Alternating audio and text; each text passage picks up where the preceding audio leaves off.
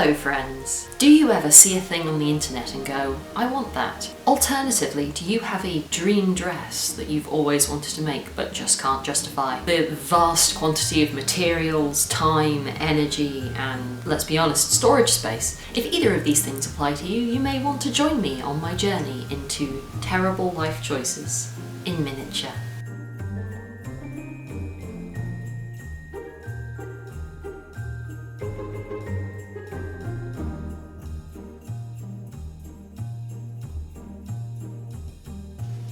I began by tracing patterns out of one of my many historical costuming pattern books.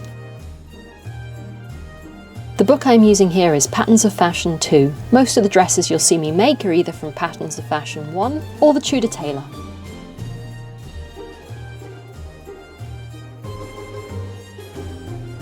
I didn't bother scaling or resizing anything, I simply traced the patterns as is onto regular printer paper and cut them all out. I have a video full of book suggestions which I'll link to above and in the description if you'd like some ideas for other books that contain patterns like these that you can use to make Christmas ornaments. Or, you know, full-size dresses.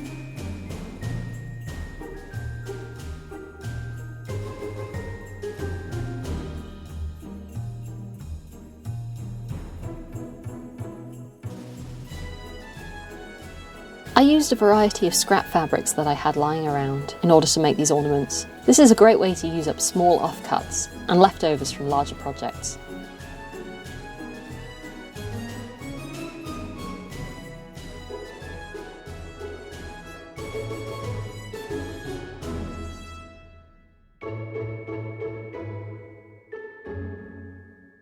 At such a small scale, your thread will tangle a lot, so I generously waxed all of my sewing thread.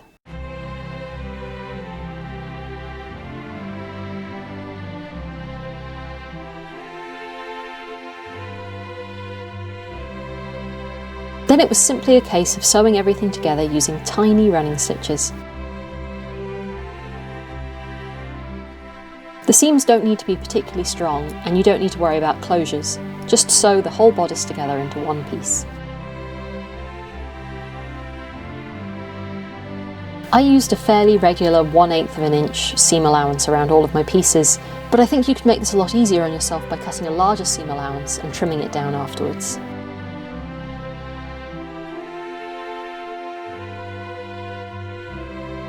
Using a fabric like cotton or linen which easily presses into creases is also very helpful.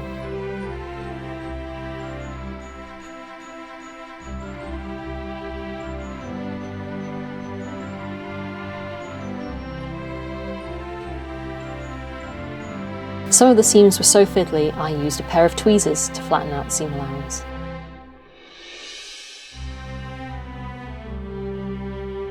Visible stitching is sort of inevitable in a project this small. I just leaned into it and tried to make my top stitching as neat and tiny as possible on the right sides.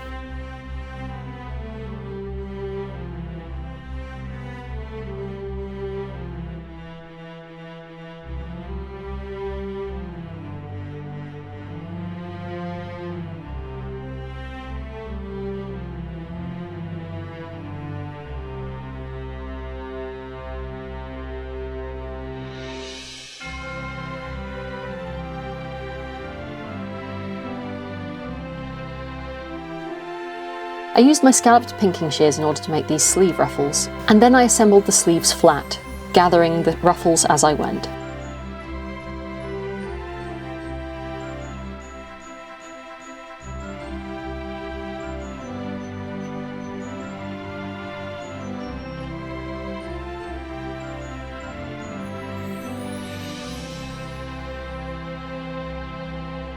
I found it was much easier to sew the ruffles onto a flat sleeve and then sew it up into a tube than the other way around, but your mileage may vary.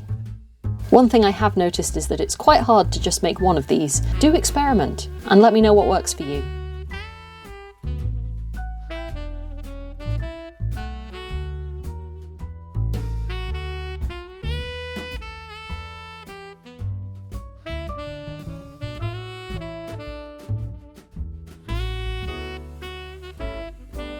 There really is no best practice at this kind of a scale, so each different dress that I have made has come with different challenges and different solutions.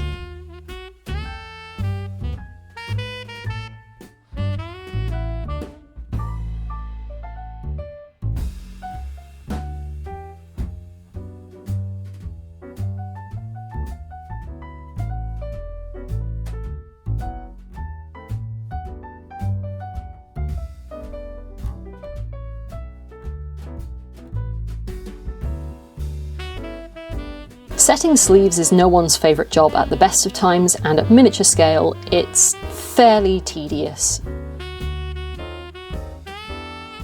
These sleeves were easy enough to set in as they were. For larger, gathered and ruffly sleeves, I found another method that worked much better, which I'll get onto in a moment.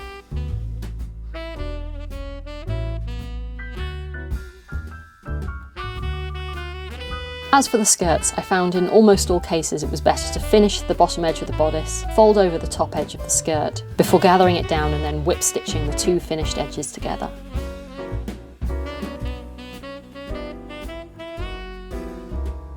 And finally, I fully lent into the Sleepy Hollow vibes and polonazed the back of this gown.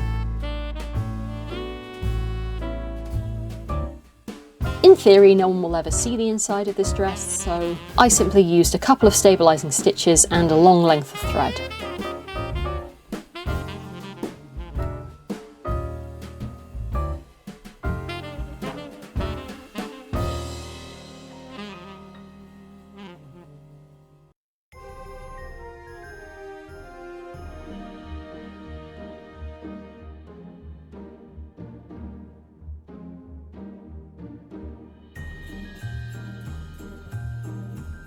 I'm very happy with how this turned out. The fabric was a little thin, and in hindsight I should probably have lined the bodice. But this was an extremely lightweight cotton, and the other two projects I made didn't need this at all. I'm also not going to mention the fact that I put the back of the petticoat on backwards. It's fine, it's the back, and it's a Christmas ornament. No one's going to care.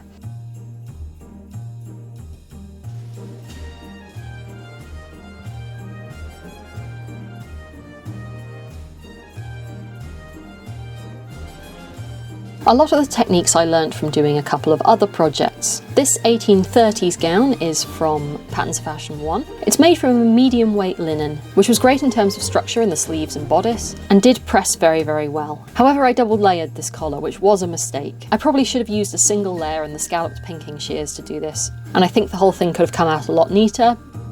These are the gathered sleeves I was talking about earlier, and I'll show you the method on this Elizabethan court gown that I'm still working on. Incidentally, on this gown I've stiffened the stomacher and skirts with paper, which is extremely stiff indeed, but that works quite well for the Elizabethan silhouette. Here you will see I have already finished the armhole with a prick stitch. The sleeve itself, ignore the hanging sleeves for a moment, they are optional and extra. The sleeve itself is gathered down to as small as it needs to be and fitted inside the already finished armhole, where it is top stitched or whip stitched into place. I found this much easier than trying to turn things in and out on such a small scale. And finally, the piece de resistance, a Henrician court gown made out of silk. I don't recommend silk for these projects. The kimono silk crepe that I used for these projects was extremely springy and hard to press.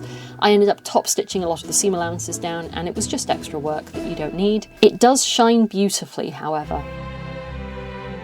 The undersleeves are simply held in place with a single tack. The beauty of tiny dresses no one will wear is that you don't really need to worry about how robust they are, and I just used the selvage for the hem. I hope you've been inspired to make some tiny ornaments of your own, either for the holiday season or for general decorating the rest of the time. This video is part of a series called Home for the Holidays. I'll put a link to the playlist in the description box below, where you can see what all the other costumers have been getting up to this holiday season. I hope you've enjoyed this video. If you have, I would really appreciate it if you gave it a like, and left a comment below about what dream dress you think you'd like to recreate in miniature. Whatever you celebrate, have a very festive season, eat a lot of good food, and I will see you next time.